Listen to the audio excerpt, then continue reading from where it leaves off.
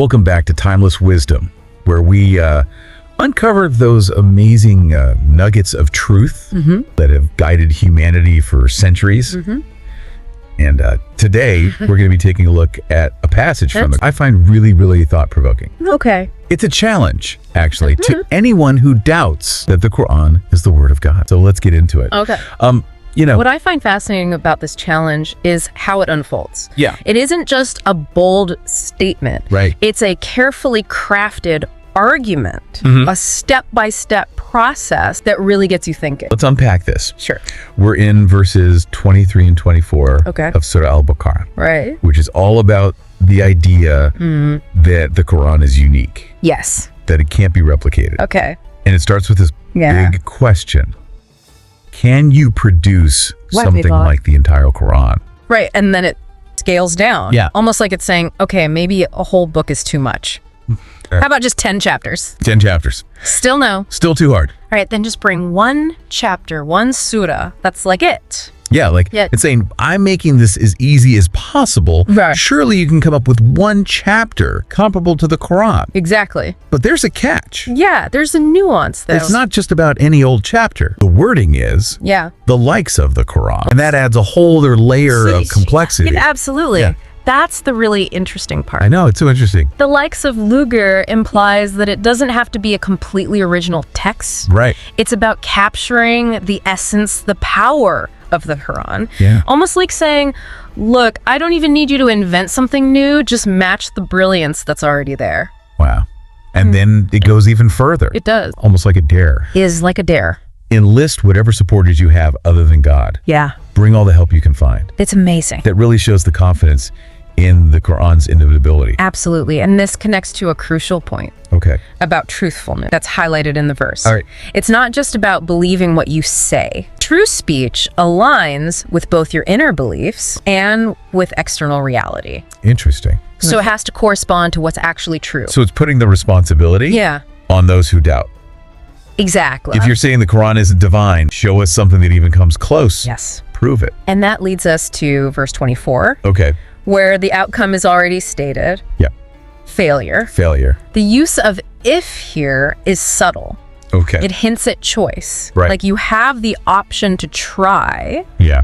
but at the same time, it confirms what's going to happen. It's so interesting how it ties together the concept of human free will Yes. with God's knowledge of the unseen. Yeah. It's like saying, go ahead, make your choice, but I already know the results. And this aligns with other verses where God reveals knowledge of people's hearts and actions in the future. It really reminds us that our understanding is limited Yeah. compared to God's all-encompassing knowledge. And then comes the warning. Yes. If you fail this challenge, and you will then be warned of the fire, Okay. its fuel is people and stones, prepared for those who deny the truth.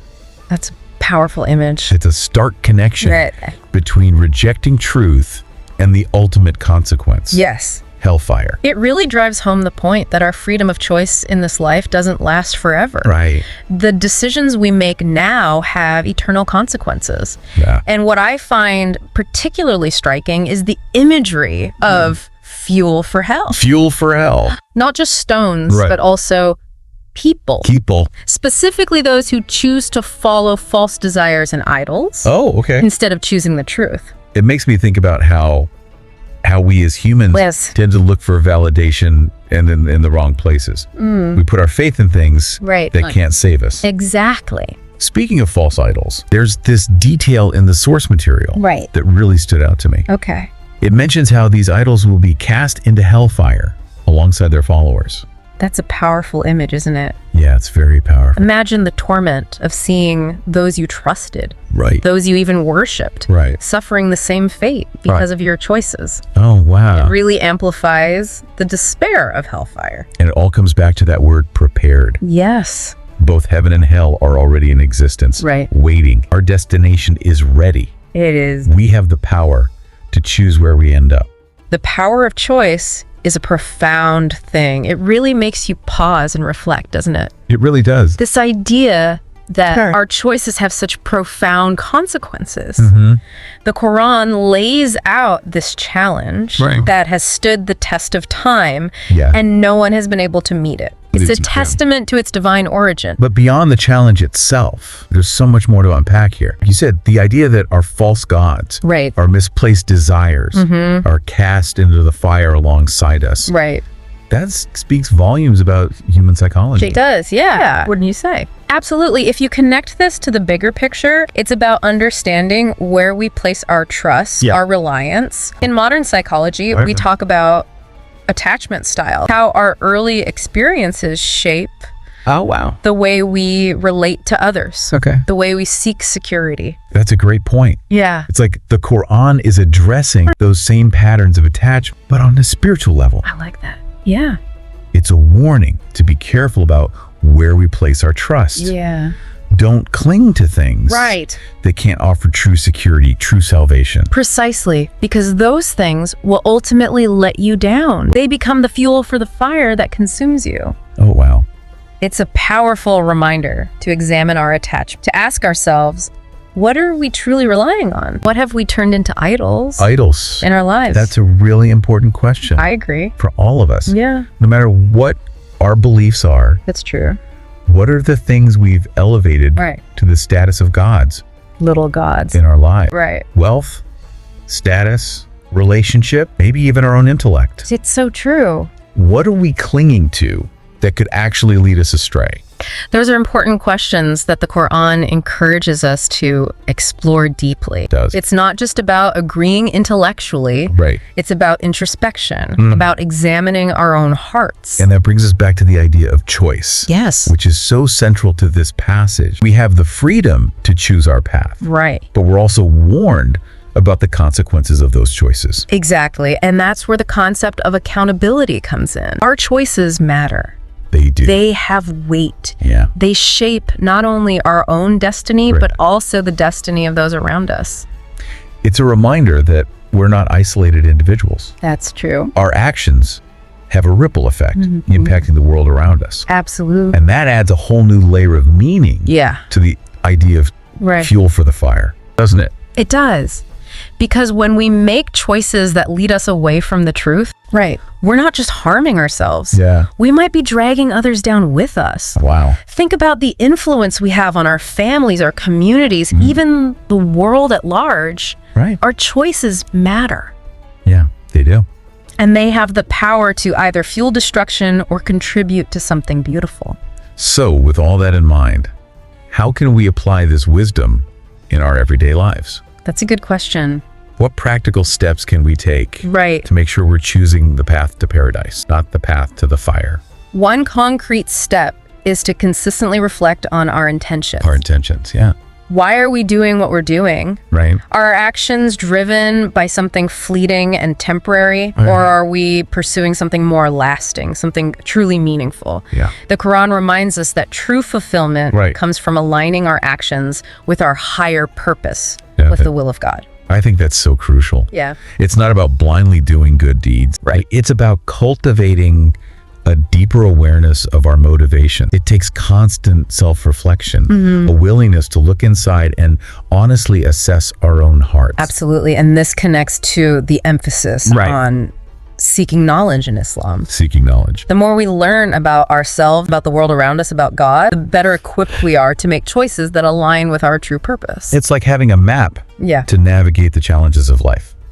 And the Quran provides that map, offering guidance and wisdom that's as relevant today as it was centuries ago. And like any good map, it not only shows you the destination, but it also highlights the potential dangers and wrong turns along the way. Wow.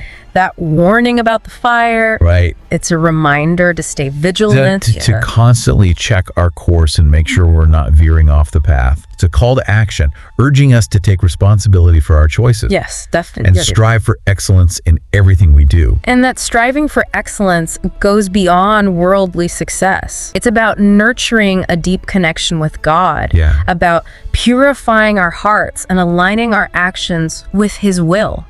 It's about becoming the best versions of ourselves, not just for our own benefit, but for the benefit of all creation. And that brings us back to the concept of prepared. Yeah. Paradise and hellfire, both are ready. They are. Our final destination depends on the choices we make here and now. And it's never too late to change course. That's good to know. Every single moment is an opportunity to turn towards the light, to seek forgiveness, to realign ourselves with the path of righteousness. The Quran reminds us that God is merciful, always ready to welcome us back when we stray. It's a message of hope and empowerment. It is. We're not helpless pawns Right. in some predetermined game. That's true. We have agency. We have choice. Yes. And we have the potential to create a beautiful, meaningful life. Right. Both for ourselves and for those around us. That's a powerful truth to hold on to as we navigate the complexities of life. It is. The challenges we face, the decisions we make, all of it shapes who we become and where we end up. Right. But we're not alone on this journey. That's good. We have the guidance of the Quran, the wisdom of the prophets, and the support of a community of believers to help us along the way.